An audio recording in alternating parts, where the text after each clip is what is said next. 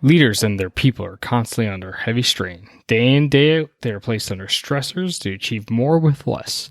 Eventually, these stressors become too much for any person, leader or follower. We all need to figure out ways to de-stress and relax, but sometimes people can take de-stressing to the extreme. My guest, Kevin Rose, and I talk about topics such as what is the Catalyst program, how we developed it, how exotic animals can help people distress, and so much more. Ladies and gentlemen, welcome to the Moving Forward Leadership Podcast, episode 110, De-Stress with the Catalyst Approach with Kevin Rose.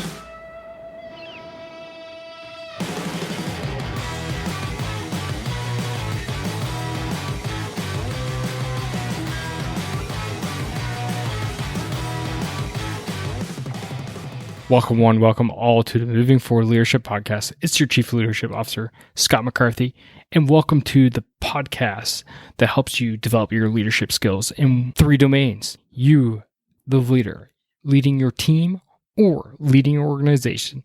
And today we're going to be focusing on you, helping you lead yourself in getting rid of that stress. And we're going to be talking about a heck of a wild program. But before we dive in, I just wanted to point out that this episode, the guest, Kevin Rose, he's so supportive of first responders, militaries, veterans out there that actually provides this as a service for free to you folks.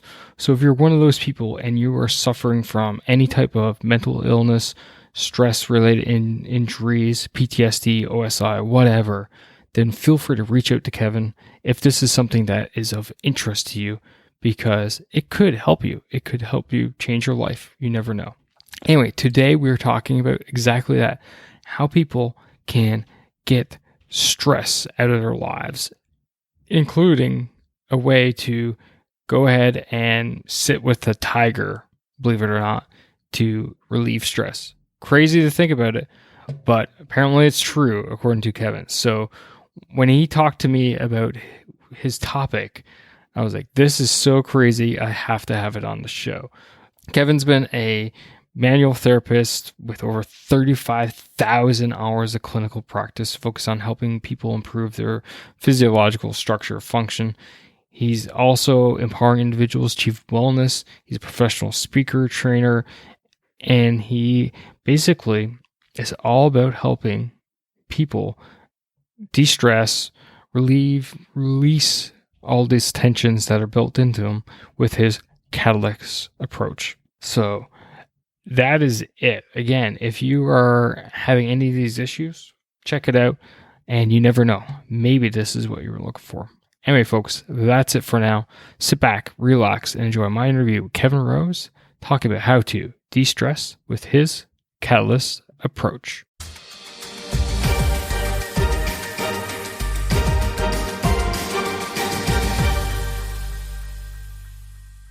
Kevin, welcome to the Moving Forward Leadership Podcast. It's great to have you here today. Thanks for having me, Scott. So I hummed and hawed over your request to come on the show. I read it and I looked into it as I vet all my guest requests, and I was like, this one is different. This is right. Interesting. So I hummed and hawed. I said, no, let's get it on. Let's get something different for the audience members listening. And yeah, we're going to have an interesting conversation. So you have this, different approach towards de-stressing. Absolutely. We're going to dive into this deep. So excellent. What is this Catalyst program, after all, Catalyst Refugee? Yeah, the Catalyst program is a program I started. It all started about 20 years ago, the idea for it, but the actual program started, I've been doing it about 10 years, and it's a human-animal interaction experience where I help people go from feeling totally stressed out to absolutely calm in just seconds. The kicker is I do it by bringing them face-to-face with tigers and many other animals, but tigers are the main kicker. I started the program originally, and it's always free to combat vets. So that was the inception of the program. So was it inspired by combat veterans? Was this a form of helping people with PTSD, post-traumatic stress or operational stress injuries, or however you want to call it? Yeah, to be quite honest with you, on 9/11, I was asking the same question everyone in the world was asking, I believe, what can I do as a civilian? And I just heard really clearly, listen, we're going to war, and you need to create a program to help those coming home reintegrate smoothly. And so that was the inception. That was 20 years ago that it started. But it was really from that point, I had the opportunity to work. I am a manual therapist, so I use my hands. I'm licensed as a massage therapist, but I use a lot of modalities with my hands to help relieve stress in the structure, right? But part of the structure is the emotional, mental aspect of the structure. And so I had the opportunity to work with a lot of combat vets after that. And I recognized a real need to create this program to help them basically turn it down. So you've been in combat, correct? Yep, I served in Afghanistan 2009 to 2010. Right. So you know the fight, flight, freeze response. I'm sure you know it well. And so that gets turned up. And what I do is just teach how to turn it down real simply. And you do that through the use of tigers. Yeah, that's through the use of nature, and tigers, alpha predators are the main kick for it. Yes. So I'm sure people are there wondering, like, I've seen reports and studies of how animals can definitely help de-stress people. A big push right now are obviously service dogs. You see a lot of veterans, and even not even just veterans, but people who have some kind of post-traumatic stress disorder due to something in their life, and service dogs for them, whatever. And the whole point is, dogs seem to, one, recognize when you're about to have an episode, and two, they provide just a natural de-stressing mechanism. So why not, domestic animals, and why did you go towards these exotics? Is there some reason for that, or obviously there must have been? Yeah, I mean, it was really just a process of elimination. Over the 20-year period, I worked with dogs, I worked with horses, and I had the opportunity through my career. I've also worked on animals as well, so helping them heal their afflictions. And I had the opportunity to work hands-on with wolves. And during that time, what happened, I noticed, I don't know if you've ever seen a wolf up close, but they're, 120, 150 pounds. And I was working in the middle of a whole pack of wolves. It was at a place called Wolf Park. It's an ethology park where they study wolves in their natural habitat, quote unquote. So there was this pack of wolves in this 30-acre enclosure, and I was there to help work on some of their injuries. Well, when you first walk in, I'm the new guy. I'm the main focus. So here comes this pack of wolves charging at me. And when that happened, my stress level raises, right? My heart's in my throat. These guys are crowding around me, bumping and growling. And I utilized a technique that my grandmother taught me when I was 12. And it's a grounding technique where you come totally in the present moment in your body. And as soon as I did that, the wolves just dissipated. They walked away. And I was like, that's unbelievable. So I started stressing myself out again to see if I could get that same reaction. And sure enough, the wolves came right back in. So as soon as I grounded myself, they would walk away again. And eventually they let me work. They would come up one at a time and let me work hands on with it. And so in this experience, I saw really clearly, because I was pointing at the time more towards combat veterans, I wanted something to match that dynamic. Dogs, horses didn't quite match the dynamic that I was looking for. And I knew alpha predators would. And so from that point on, began my search for a place and place to implement this practice. Super interesting. So if, say I decided to sign up to the program, what would I expect when I show up? And, I'm expecting, get off the plane, jump in the car, show up to your program, get thrown into a cage with a tiger or a wolf or something. Or I assume that there's a step-by-step process you go through. And so can you explain that a bit to the audience? And most importantly, how does each step help them along the way? So here's what I'm going to show you. If I can just show you this technique really quickly, would you be a willing participant with that? Yeah, let's do it. Let's go live. Yeah, excellent. So I see you've got something to drink there, correct? Yeah, I'm drinking water because I'm fighting a cold. Excellent. Well, not that you're fighting a cold. Honey and cinnamon mixed together, man, it's the best for a cold. Anyway, so what I want you to do is I want you to think about something stressful. Okay. You have it? Yep. Okay. Now, as you're thinking about it, notice where in your body that stress begins to translate. So maybe you feel it in your stomach or your chest or your head or your neck. Where do you feel that translate? Feel it mostly in the top of my head and a Okay. bit in the forehead. Okay. And if I were to ask you to quantify that 0 out of 10, 0 being no stress, 10 is excruciating stress, where would you say it is in this moment? 3.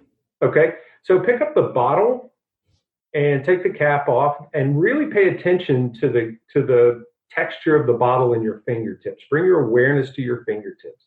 I want you to wiggle your toes a little bit, feel the chair underneath you. Take a drink, and as you're drinking, listen to the sound of it going down your throat, taste the taste, smell the smell. And again, bring your awareness back to your fingertips.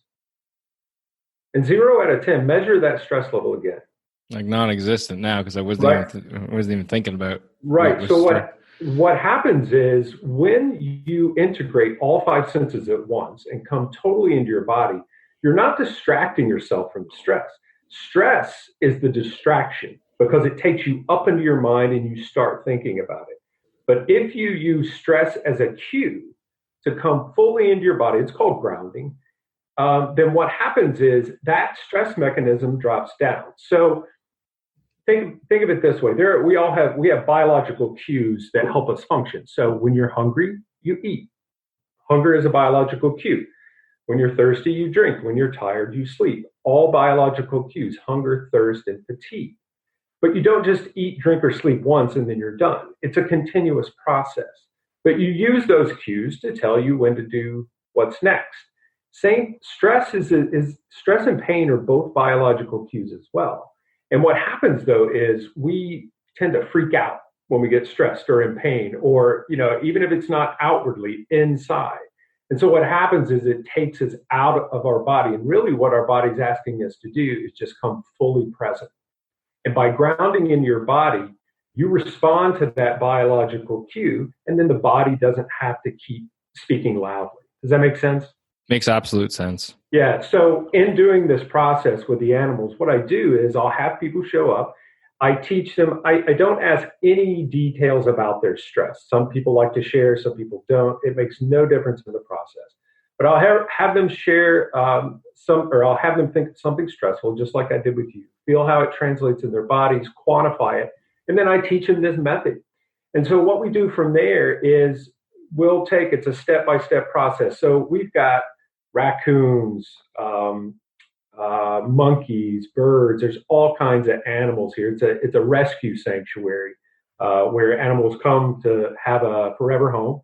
And so as we approach the enclosures, I'll have the person think of something stressful. As the stress begins to raise, that animal will begin to mirror whatever stress or whatever is going on in the person. So if you're angry, that animal will start to show signs of anger. They may pace, they may squawk, they may fly away. And then I do this simple technique. And as you ground, you can watch the animal begin to settle as well. And so I do this step by step process. We've got smaller cats, a couple of servals, which are small African cats. We've got, like I said, we've got a bobcat. We've got birds and monkeys. And so I'll walk through this process with the animals. And then we get to the bigger cats. So I do this in a methodical way because if I took you right to the tigers, the excitement or fear, either one, the cats would react, really clearly to that. So as I began to condition the person to know what to do when they get stressed, then we get to the tigers. We're not in the cage, we're working through the fencing, but there's just a fencing between you and the tigers. And they're 400 pounds, right? So as you approach the fence, I'll have you think of something stressful. But by this time, what happens is if I ask you to think of that stressful thought right now, go ahead and think about it. Is it harder to find? Yeah, it was actually. Right. So what we've done is literally in that 20-second technique, we've created a new neural pathway for you. So you don't respond the same way to it. And your body will always look for, it's called homeostasis. It will always look for balance. And so because this technique is so useful, it will adopt it really quickly. So by the time we get to the tigers and I have them think of something stressful, they can't. And so they walk in and they can put their hand up, the tiger can rub against the hand, and their stress doesn't go anywhere. They're totally calm around these massive animals. And so that just creates, it's so empowering, not only for combat vets. I do it for the public as well. But it's so empowering to know that you have something you can do when you're in stress or in pain that can turn it down almost immediately. Yeah. So the bulk of the audience for this show are middle leaders, people who, those middle managers, those middle leaders, people who are looking to up their leadership skills. They're leading a team that could be 8 to 10 people, could be a couple people, could be a couple hundred people, regardless. And, they face stressful things every day. They're, from expecting performance at their job, if that's in sales, selling whatever they're selling, performance, managing their team, yada, yada. So this grounding technique, that would definitely be useful in a day-to-day, situation, right? Absolutely. So what are some of your best advice for a leader out there who find themselves, in a stressful moment? What's some of the best advice you got for them to do basically what you just did with me, but by themselves? Absolutely. So, and I want to kind of talk about the physics of this, if I may. Sure. The science of this. So, are you familiar with Tesla, Nikola Tesla? Oh, yeah. Okay, so Tesla said, if you want to know the secrets of the universe, think in terms of energy, frequency, and vibration. Okay, so there's something called resonance. Are you familiar with that? A physics phenomenon. No. Okay, so resonance, it says that if two objects are attuned to the same frequency, when one object begins to move, the other will oscillate at that same rate. So, for example, you can have two acoustic guitars in a room, pluck an E string on one of the guitars, and the other guitar across the room will resonate and make that same sound as that E note, as long as they're tuned to the same frequency. Airplanes, the metal is attuned to a different frequency than the engine, because if it's not, when the engine runs, then it will shake apart the plane literally because of resonance. Now, as human beings, we're putting out a frequency all the time, right? We're electrical mechanisms, so we're always putting out the frequency. So for managers, for leadership, if you want your team to follow your lead, then the best way to do that is to ground yourself, just by this simple technique. Because what happens is we're all attuned to the calming frequency that's available. But if my leader isn't calm and grounded, guess what? Neither will I be, because we pick that up really, really easily. Sometimes you have goals, but you know what? You have a hard time reaching them, and you just can't figure out why. Why is it that you can't achieve those things that you want to achieve? Maybe it's dedication. Maybe it's motivation. Maybe you haven't picked the right goals. So this is where I was not too long ago. And then I realized something. I've been developing the Power Goals program my entire life. And here it is now for you, where you can learn how to pick the right goals, figure out how to achieve those goals, how to stay on track, but most importantly, how to get back on track when you get off. So are you ready? Are ready to up your game and achieve those things that you've been meaning to achieve for so long now? Simply go to movingforleadership.com/power and learn more about the Power Goals program and achieve everything that you've been wanting to achieve. And now, back to the show. You just scientifically explained something I've been saying as long as this podcast has been going. Right on.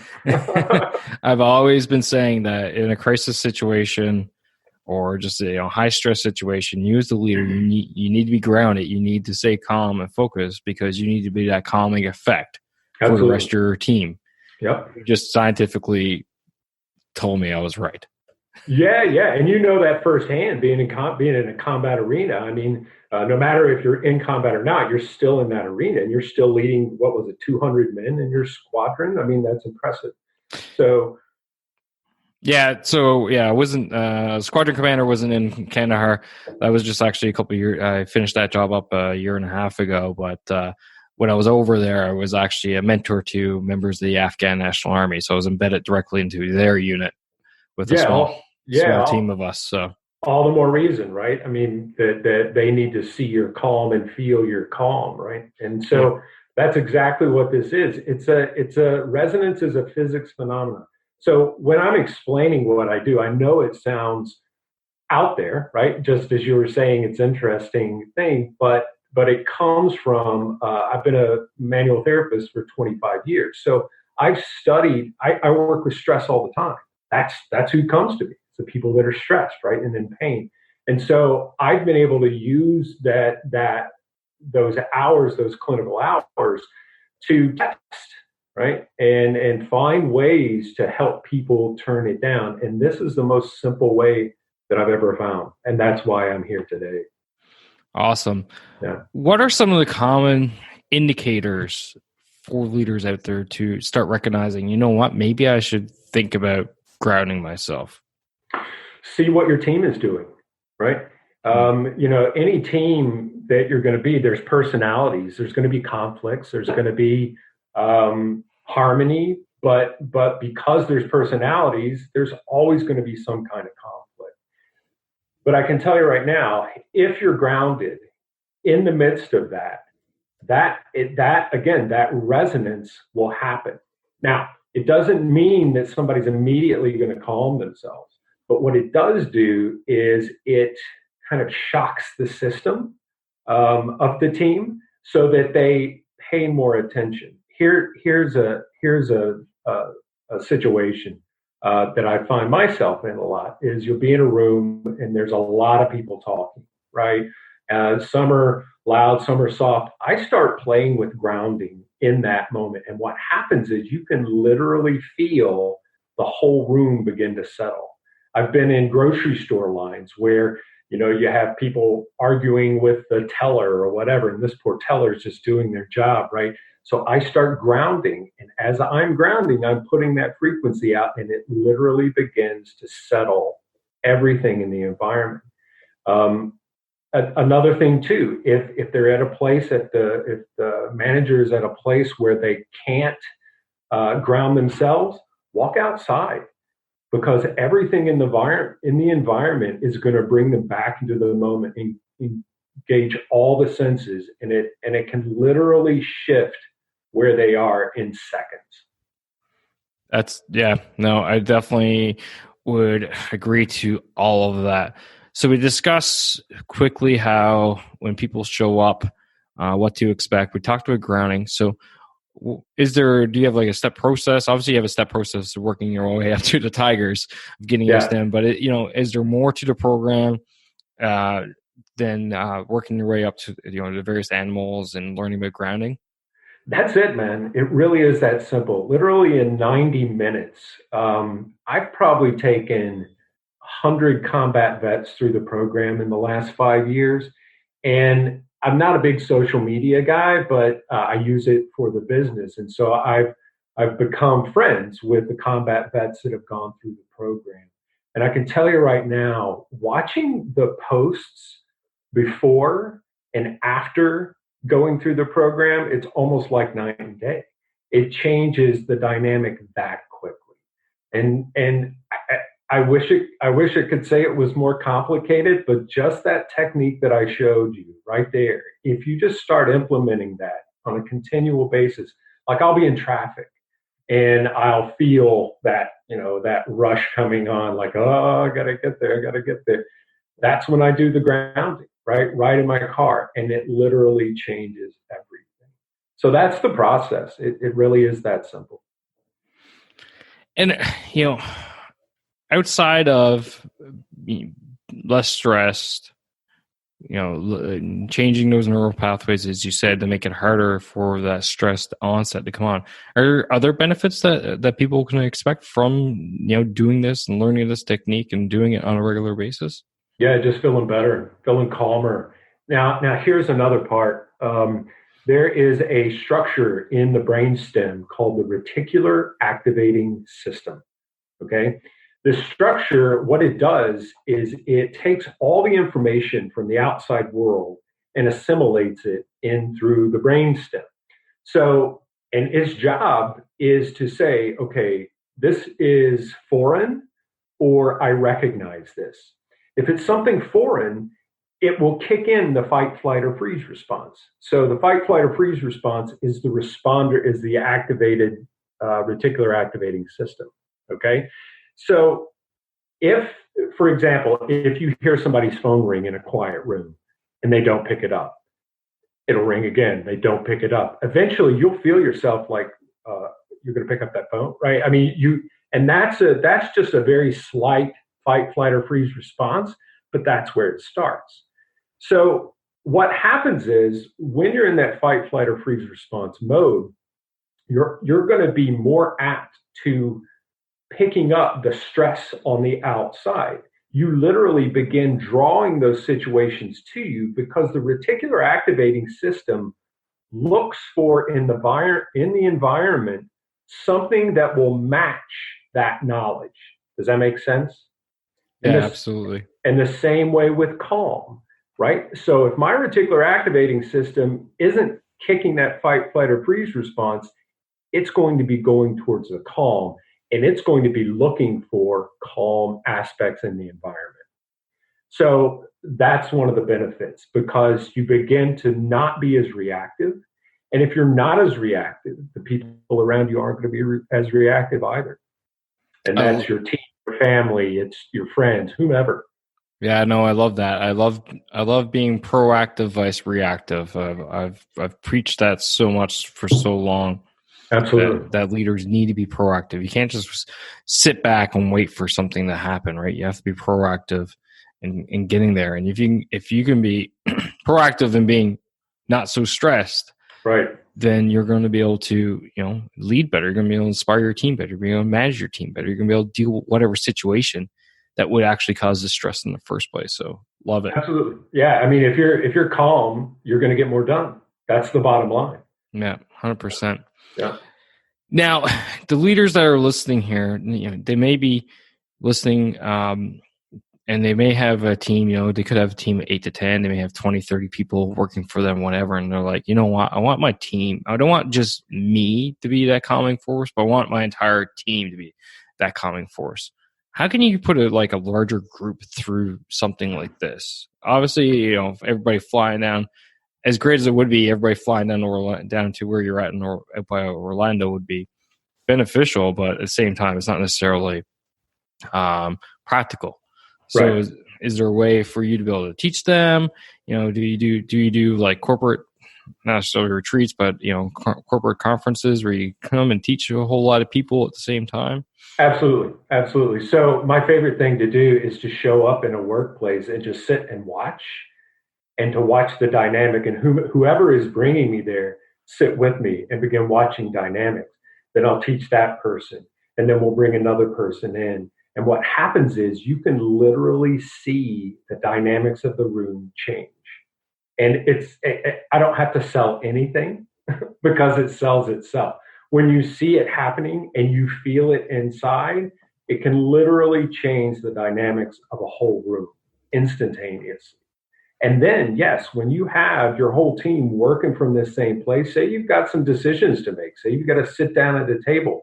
If you stop for a minute and everybody grounds, guess what? Now we're all going to be working from that same place. Even if it doesn't mean that it immediately gets rid of stress, right? It doesn't make it go away. It can be a super stressful situation, but what it does do is it gives you the capability to navigate through the stress. Right. So yes, I can do this. I do it with the animals because it's novel, right? I mean, it's something different. Most people love animals, but it also creates that kind of a.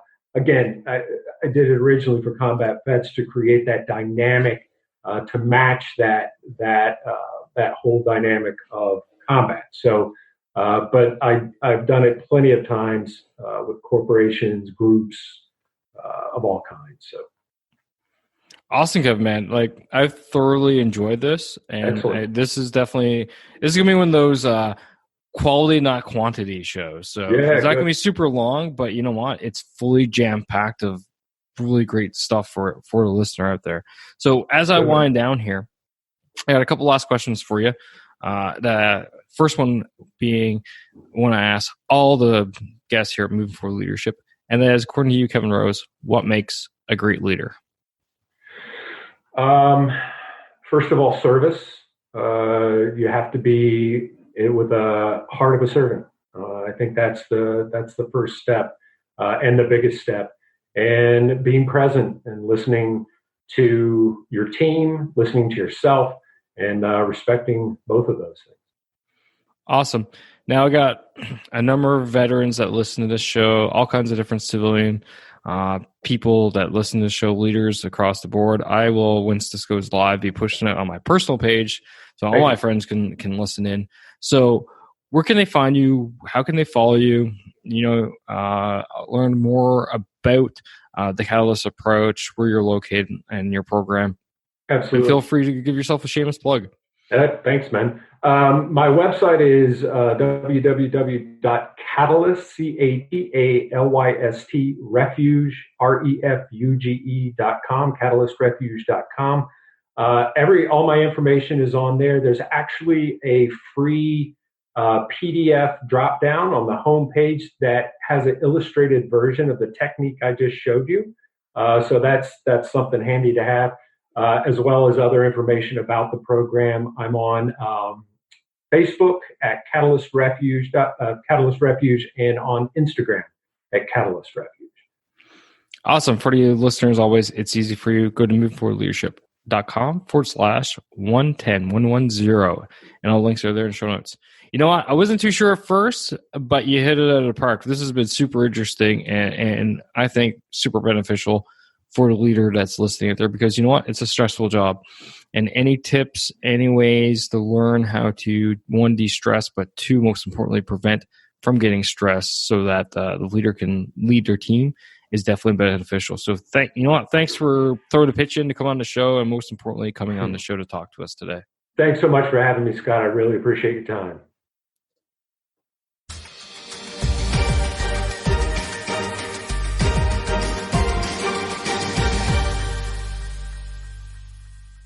All right, that's all I got for you fine folks today. I hope you enjoyed the show. I hope you enjoyed the interview. And most importantly, I hope you got something out of it. And if you did, remember R squared, S squared, right?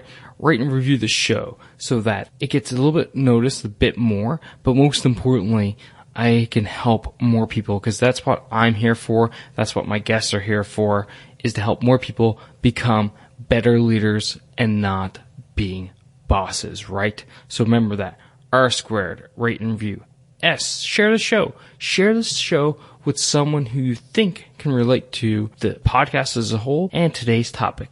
And then finally, subscribe. Subscribe so that you never miss another episode. And you can do that via your podcast playing app of choice through movingforwardleadership.com/subscribe.